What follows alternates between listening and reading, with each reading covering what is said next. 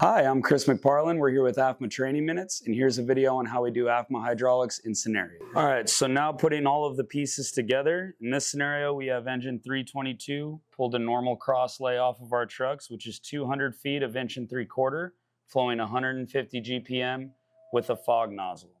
So to figure out our PDP, we're gonna have our friction loss. So using my hand method, we have 150 GPM, which is going to be my middle finger, which we figured out the friction loss per 100 feet is 35. So it's going to be 35 times 2 because we have 2 sections of 100 feet. So that's going to give us 70 for friction loss. Our nozzle pressure for our hand line fog is going to be 75. So that's going to be 75. We have no appliance and we have no elevation. So our PDP in this scenario is going to equal 145 when we add up 70 for our friction loss and 75 for our nozzle pressure, 0 for appliance and 0 for elevation. So we're going to be pumping this line at 145. Now this is set up for our PDP in our horizontal form. And then I'm going to show you guys the way that I do it, and I use Hain. Just because I don't like adding numbers horizontally, I'd prefer them vertical. So for our Hain, we have H, which is going to be our friction loss, A, which is going to be our appliance, N for our nozzle pressure, and E for our elevation. So H being our hose, our friction loss, once again is going to be 35 per 100 for 150 GPM on an 1 3/4 line. So our H is going to be 70. Our appliance, we have 0, and our nozzle is going to be a handline fog of 75, and we have 0 elevation. So now that this is vertically situated, I can go 5 plus 0 is 5, 7 plus 7 is 14, which gives me a pump discharge pressure of 145. Okay, so in this scenario, engine 341 has laid a supply line, and they deployed their deck gun with an 1 7/8 tip. If we use our rule of 8s, we're going to find out our GPM that's flowing. We're going to add 2 to our numerator because we already have a denominator of 8. That's going to give us 9 times 100. So we are going to have a total of 900 GPM flowing. Now, all we need to figure out our pump discharge pressure for engine 341 is we have our deck gun deployed. So a deck gun is going to get an appliance value of 15. We have no hose on the ground from our pump forward, so there's 0 friction loss for hose. Our nozzle, we were given a tip size, so it's going to be a master stream smooth bore of 80. And we have 0 elevation. So our pump discharge pressure for this deck gun is going to be 95. So in this scenario, we have engine 326. They deployed their blitz, and they have 200 feet of 2.5-inch hose on the ground, and the blitz is flowing 500 GPM. So like I said, I like to work nozzle back. Find out what works for you. If you want to work from the truck forward, that's fine, or nozzle back, but that's going to keep you organized and make sure that you're not missing anything. So in this scenario, we have 500 GPM, and we have a blitz. So for our nozzle, we have a portable monitor, which has an associated value of 15 being the blitz. So for our appliance, it's going to be 15. For our nozzle, right here, we have 500 GPM. When you're given a GPM, you know that it's a fog. If you're going to have a smooth bore, you're going to be given a tip size. So for 500 GPM, this is a master stream fog. Our nozzle pressure is going to be 100. We have 0 elevation. And now we need to figure out our friction loss for 200 feet of 2.5 flowing 500 GPM. So we take our GPM, which is 500, times our coefficient for our hose size of 2.5 being 1. We divide that by 10 and subtract 10. So this is going to be 500 divided by 10 minus 10. 50 minus 10 is going to give us 40 for our friction loss per 100 feet. So with that, we have 200 feet, so it's going to be 40 times 2, giving us 80. So our pump discharge pressure on this evolution is going to be 180 plus 15 is going to give us a pump discharge pressure of 195. All right, so in this scenario, we have engine 333 is going to be pumping engine 331's plug. Engine 331 is on scene and they're deploying their deck gun with a fog nozzle that's flowing 800 GPM. So in this scenario, we're going to be figuring out the pump discharge pressure for engine 333. With that being said, there's two things that you need to know, and you'd be communicating this through the radio. So you need to know what the total GPM of that forward pumper is flowing and how many feet of LDH is on the ground. So in this scenario, we have 800 GPM that's flowing total. So our Q is going to be our GPM divided by 100. So we plug this into our LDH formula for friction loss. So we have Q, which is going to be 8 times Q minus 1, which is 8 minus 1, divided by 4. So we have 8 times 7 divided by 4, which is going to be 56 divided by 4, which is going to give us a total friction loss per 100 feet of 14.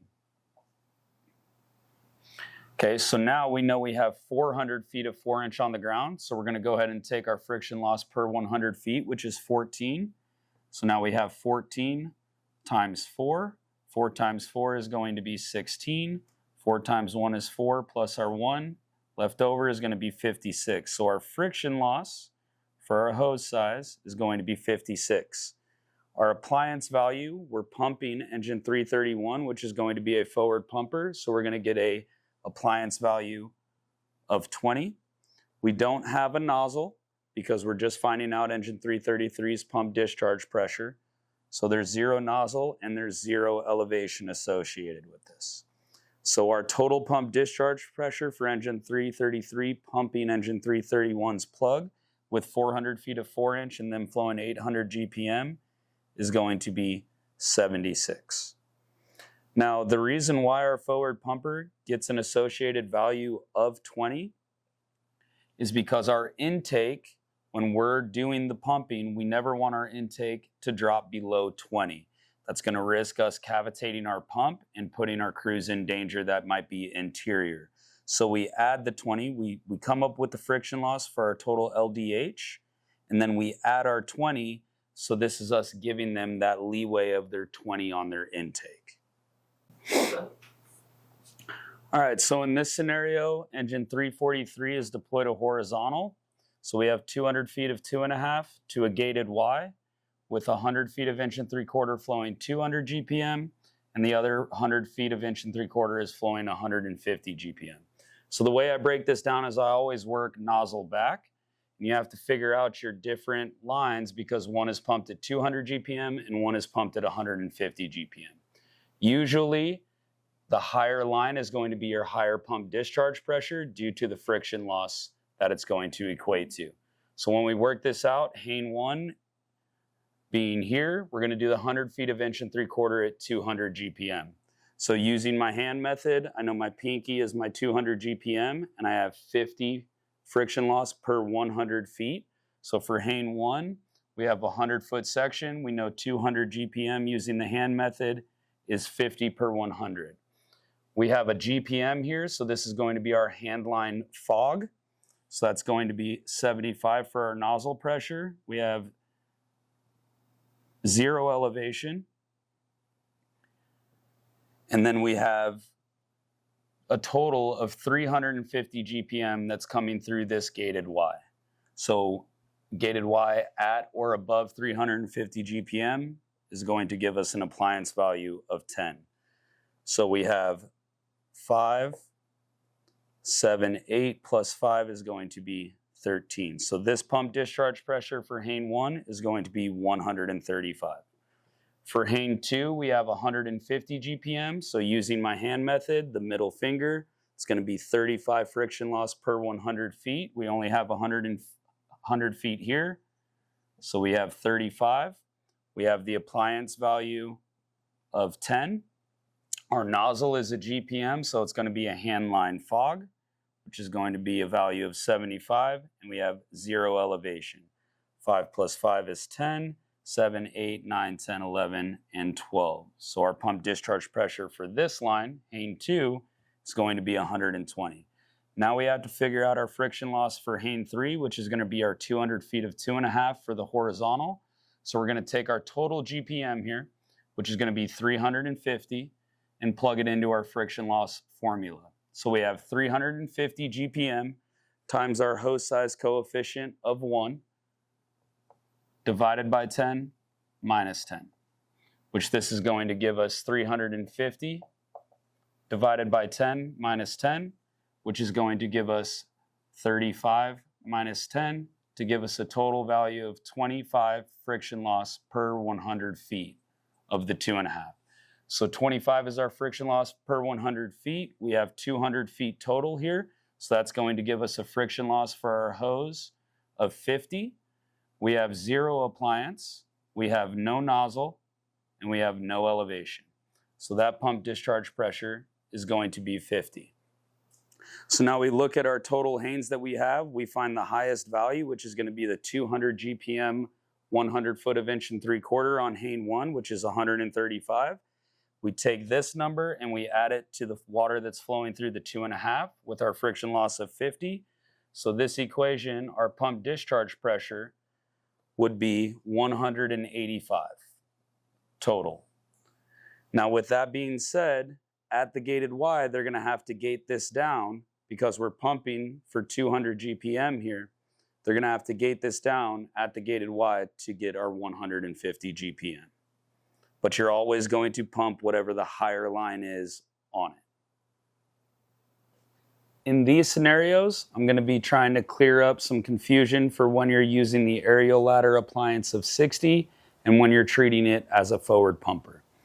So in this top scenario, engine 331 is supplying the ladder with 4-inch supply LDH. Ladder 332 has their aerial working and they are flowing water through their waterway, and the ladder's pump is in service. Okay, so if you were the ladder engineer in this scenario, you're going to be giving an appliance value of 60 because the aerial is in use. Now on the flip side, if you are engine 331's engineer and you are pumping the water through this 4-inch to the ladder with their pump in service, you're only giving them a forward pumper appliance value of 20 because the ladder engineer is giving their appliance value of 60 to make up the friction loss that goes through the waterway and through all of the turns to deploy the deck guns of the fog and smoothbore. In this scenario, ladder 332's pump is out of service. Engine 331 is pumping them direct into their waterway. So we have to account for the friction loss from the turns and the waterway and the elevation. So we give them an appliance value of 60 when the pump is out of service and the aerial is flowing water. In this below scenario, engine 331 is supplying ladder 332, pumping their plug of 4-inch on the ground. Ladder 332 only has their crosslays deployed and the aerial is not being used and there's no water flowing. The only water flowing is through a crosslay. So this essentially becomes just a forward pumper and treated as if it's an engine. So engine 331's appliance value to pump this ladder only using crosslays is going to be given a value of 20. All right, so in this scenario, we have ladder 332. Their aerial is elevated 60 feet and they're flowing a 2 3/4 smooth bore tip. So the way we factor this into our Hane here is we're going to have 0 friction loss for any hose because there's no hose on the ground. We're just having our waterway applied here, so we have 0. For our aerial ladder, it's an appliance value of 60, so we have 60 for our appliance. For our nozzle, we're given a tip, and it's on our aerials, so we're going to be using our MasterStream smooth bore of 80. And then we take our elevation like shown in previous, divide that by 2, which is going to give us 30. So we're going to add 30 here as well. So this is going to be 80 plus 60 is 140. 140 plus 30 is going to give us a total pump discharge pressure of 170 for this scenario. So now we're going to be going over like lines and the way that we determine how many like lines we're able to pump, as well as how much additional GPM. So the way we're going to do that is we're going to use our intake, and we're going to have our static and residual pressures. With that being said, we're making believe that engine 331 showed up, tagged a hydrant, and their initial static pressure of their intake was 90. Okay, after deploying a line that was flowing 300 GPM, the intake then dropped and gave us a residual of 72. So here's our 90, and here's our 72 after flowing 300 GPM through one of our lines. The way we find out how many like lines we have is we're going to subtract our static from our residual 1. This is going to give us a value of 18. Once we find out what the difference is there, we're going to take the first number in our static, which is going to be 9, and we're going to times that by 1, by 2, and by 3. 9 times 1 is going to give us 9, 9 times 2 is going to give us 18, and 9 times 3 is going to give us 27. We take our difference between our static and residual, and we find out what it can go into. So we know it can't go into 9, so then we come down. We know 18 can go into 18. So this is our correct answer. When you times it by 1, it means you have 3 like lines. When you times it by 2, it means you have 2 like lines. And when you times it by 3, you know you have 1 like line. So in this scenario, we had a drop of 18. We took 9. We had to times it by 2 for 18 to go into 18. That's going to give us 2 like lines. And based on the factor that we had 300 GPM, we know we take this times 2 like lines, which is going to give us an additional 600 GPM that we can flow before our hydrant is going to drop us at our 20 for our intake. All right, so like I said in our previous like lines, we had a static of 90 for our intake. Our residual was 72 after flowing 300 GPM. That difference gives us 18. 9 times 2 is 18. 18 goes into 18. We times it by 2, so we have our 2 like lines and an additional of 600 GPM. Now we have more firefighters come off. They're going to go ahead and pull a blitz. Let's say they're flowing that at 500 GPM. So now we're going to take our residual 1, which is flowing the 300 GPM from the original, and we're going to take that is going to become our top number. And then our residual 2 from us flowing 500 GPM on the blitz, we're going to say that that dropped our intake to 50. So now that we have another line off the truck, we don't use our static. Again, we're going to use our residual 1 as our top, and now residual 2 is going to become where we find out our difference. So in this scenario, that's going to be 22. Okay, so now we're going to take the 7, the first number, we're going to times that by 1, by 2, and by 3. So that gives us 7, 14, and 21.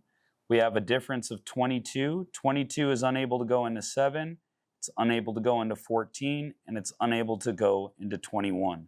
So in this scenario, after flowing the 500 GPM on the blitz, 22 is unable to go into either of these numbers, so we're going to have 0 like lines.